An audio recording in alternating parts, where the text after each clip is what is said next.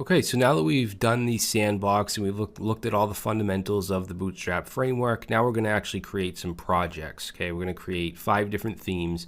And in this video, I just want to create a very, very basic boilerplate that's pretty much going to be just an HTML file with the links to Bootstrap. We're also going to have a link to Font Awesome, which we'll be using in just about every project, and then a CSS folder, an image folder, stuff like that. Okay, just so we don't have to start from absolute scratch for every single theme.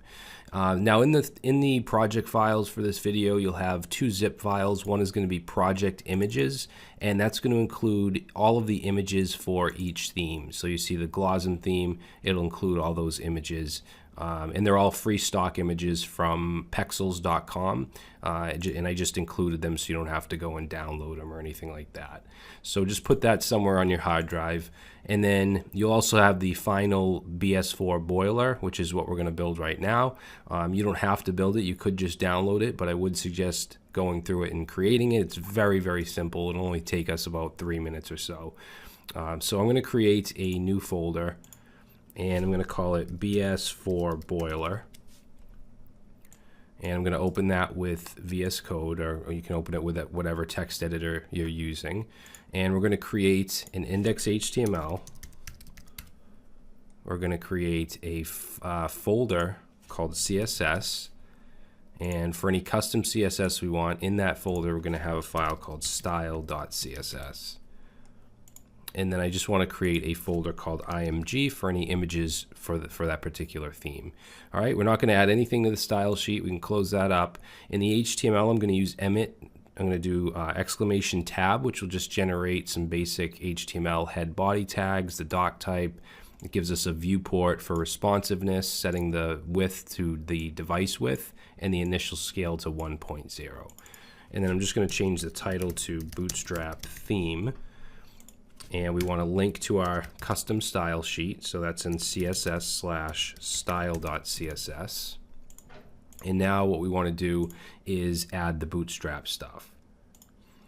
So let's go to getbootstrap.com, or you can just grab it from the sandbox, whatever you want to do. It may be a later version at the time you're watching this, but supposedly the newer versions of Bootstrap 4 are completely backward compatible, so there shouldn't be any breaking changes. But if there are, you can always grab the link from the sandbox that we've used. So let's say get started, and we're going to grab this link here, and we'll copy that. And we'll go and paste that in. Make sure you put it above the custom style sheet.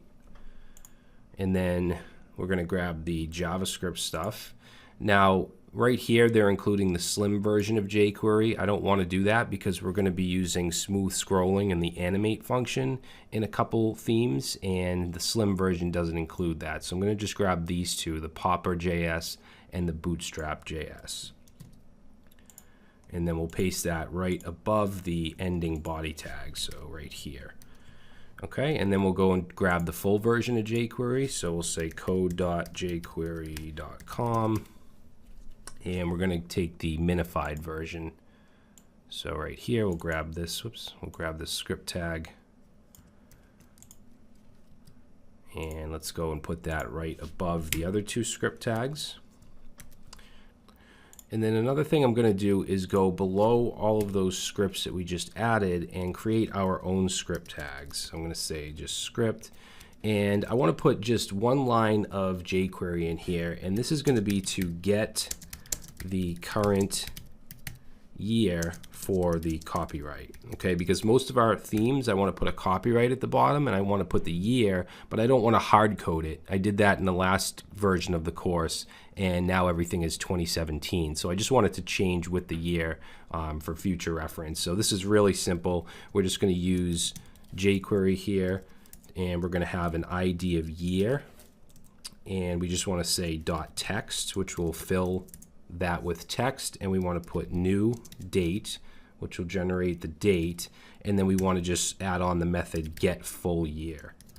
Okay, which will do just that. It'll get whatever the current year is, and then we can simply, wherever we want to put our year, we can put a span with the ID of year, and it'll show up right in there. Okay, so I think that's just a good thing to put in every theme. All right, so the last thing we want to do is include Font Awesome, which is a great icon library. That's that's what Bootstrap recommends to use for icons. They used to have their own, but they got rid of that in version 4, and now Font Awesome is recommended.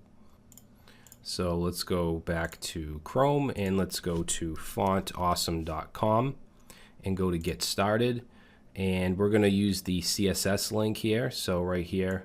And we're using version 5, by the way, Font Awesome 5.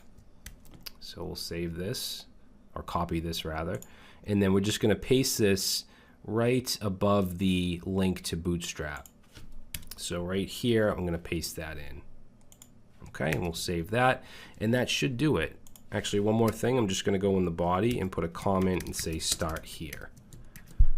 And then that's it. That's our boilerplate. So if I were to open this with Live Server, it's just going to be a blank page. There's nothing here. You can see we do have the title up here, but it's just a starting point for the rest of our projects instead of having to do all this in every single one. All right, so in the next video, in the next section, we're going to start on the Loop Lab project.